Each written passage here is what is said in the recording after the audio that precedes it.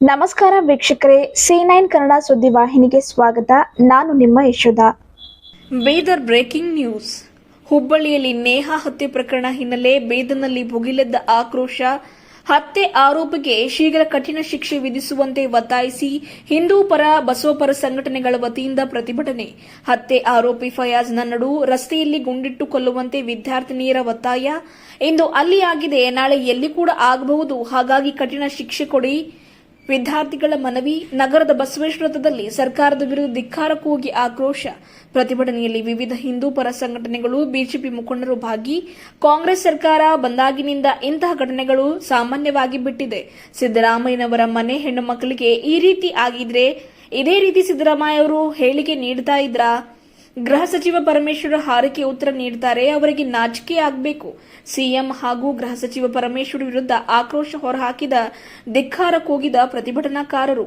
ಕೂಡಲೇ ಸರ್ಕಾರ ಆರೋಪಿಗೆ ಕಠಿಣ ಶಿಕ್ಷೆ ಆಗದೇ ಇದ್ರೆ ಉಗ್ರ ಹೋರಾಟ ಮಾಡ್ತೇವೆ ಎಂದು ಪ್ರತಿಭಟನಾಕಾರರ ಎಚ್ಚರಿಕೆ. ಸರ್ಕಾರಕ್ಕೆ ಉಗ್ರ ಪ್ರತಿಭಟನೆ ಎಚ್ಚರಿಕೆ ನೀಡಿದ ಹಿಂದೂ ಪರ ಸಂಘಟನೆಯ ಕಾರ್ಯಕರ್ತರು. ವರದಿಗಾರರು ರೋಹನ್ ಮನೋಹರ್, ಬೀದರ್. ಪ್ರತಿಭಟನೆ ಮಾಡ್ತೀವಿ, ನೀವು ಏನ್ ಮಾಡಿದ್ರು ಯಾರಿಗೂ ಸಾಕಾಗಿಲ್ಲ. ಆ ಹುಡುಗಿ ನ್ಯಾಯ ಒದಗಿಸಿದ್ರೆ ನೀವು ಶ್ರೇಷ್ಠ ಅಂತ ಅನ್ಕೋತೀವ. ಏನ್ ನೀವು ಏನ್ ಪಕ್ಷ ಪರ ಮಾತಾಡ್ಲತ್ತೀರಿ? ನೀವು ಪಕ್ಷ ಬೇಡ ಅಂತ ನೋಡ್ರಿ, ದೇಶ ಅನ್ಕೋದಿನ ಪಕ್ಷ ಬರಲ್ರಿ, ದೇಶ ಅನ್ಕೋದಿನ ಒಗ್ಗಟ್ಟು ಬರ್ತದೆ. ನೀವ್ ಏನ್ ಕೆಲಸ ಮಾಡ್ಲತ್ತೀರಿ ಅಂತ ನಾವು ಪಕ್ಷ ಪರ ನೋಡಿಲ್ಲ. ನಾವೇನ್ ನೋಡ್ತೇವೆ, ನೀವು ಏನ್ ಕೆಲಸ ಮಾಡ್ಲತ್ತೀರಿ, ಆ ಹುಡುಗಿ ನೀವು ಹೆಂಗ ನ್ಯಾಯ ಒದಗಿಸ್ಕೊಳತ್ತೀರಿ ಅದು ನೋಡ್ತೀವಿ. ನೀವು ಬಿಜೆಪಿ ಕಾಂಗ್ರೆಸ್ ಅಲ್ಲತ್ತೀರಿ, ಇಲ್ಲ ನಮಗೇನ್ ಬೇಕು, ನಮ್ಮ ರಕ್ಷಣೆ ಬೇಕಷ್ಟೇ. ಏನ್ ಮಾಡತ್ತೀರಿ? ಕಮಿಟಿ ಮಾಡ್ಬೇಕು ಅಲ್ಲತ್ತೀರಿ. ಏನ್ ಕಮಿಟಿ ಮಾಡಿ ಏನ್ ಮಾಡ್ತೀರಿ?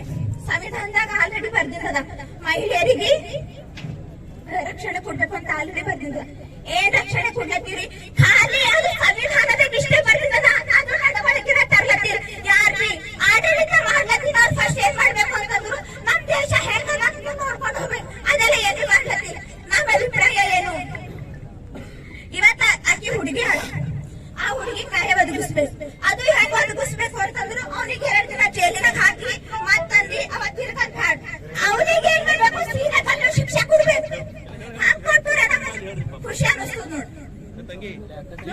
ಏನ್ ಮಾಡಿದ ಅವನಿಗೆ ನಮ್ಮ ತಂದಿದ್ದು ಸುಳ್ಳು. ಅವನಿಗೆ ಏನ್ ಮಾಡಿದ? ಅವ ಒಂಬತ್ತು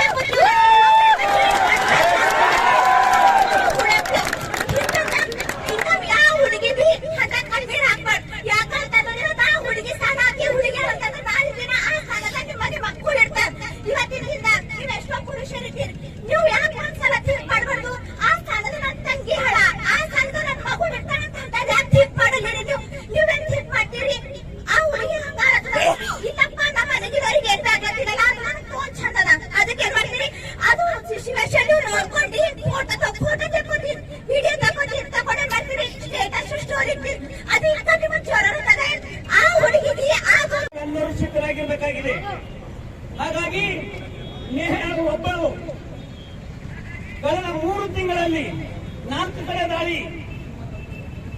ನಿನ್ನೆ ಶ್ರೀರಾಮನವಮಿ ದಿನ ಶ್ರೀರಾಮ ಜಯಂತಿ ಆಚರಣೆ ಮಾಡಿಕೊಂಡು ಬರ್ತಕ್ಕಂಥ ವಿದ್ಯಾರಣ್ಯ ಬೆಂಗಳೂರು ಪೊಲೀಸ್ ಠಾಣದ ಅಡಿಯಲ್ಲಿ ಒಂದು ಮಸ್ಜಿದ್ ಎದುರುಗಡೆ ಆ ಕಾರ್ಯಕರ್ತರ ಕಾರನ್ನು ತಡೆದು ಜೈ ಶ್ರೀರಾಮ ಸಾಡೆ ಅಂತೇಳಿ ನಮ್ಮ ರಾಮ ಭಕ್ತರ ಮೇಲೆ ಹಲ್ಲೆ ಮಾಡಿದ್ದು ಅನೇಕ ಘಟನೆಗಳು. ಸಮಾಜಘಾತಕರು, ದೇಶ ವಿದ್ರೋಹಿಗಳು ಮುಕ್ತವಾಗಿ ರಸ್ತೆ ಮೇಲೆಲ್ಲ ವಿಧಾನಸಭೆಯಲ್ಲಿ ಕೂಡ ಓಡಾಡ್ತಾ ಇದ್ದಾರೆ. ನಮ್ಮ ಸರ್ಕಾರಕ್ಕೂ ನಮಗೆ ನಾಚಿಕೆ ಬರುವಂತ ವಿಷಯ ಇದೆ ಇದು. ಹಾಗಾಗಿ ನಾವೆಲ್ಲರೂ ಒಗ್ಗಟ್ಟಾಗಿ ಒಂದಾಗಿ ಇದಕ್ಕೆ ಉತ್ತರ ಕೊಡುವುದಕ್ಕೋಸ್ಕರ ನಾವು ಸಾಂಕೇತಿಕವಾಗಿ ಇವತ್ತು ನಾವೊಂದು ಸಣ್ಣ ಪ್ರತಿಭಟನೆ ಕರೆದಿದ್ದೆವು. ಆದ್ರೆ ಈ ಹೋರಾಟಗಳು, ಈ ಅಮಾನವೀಯ ಕೃತ್ಯಗಳು, ಈ ದೌರ್ಜನ್ಯಗಳು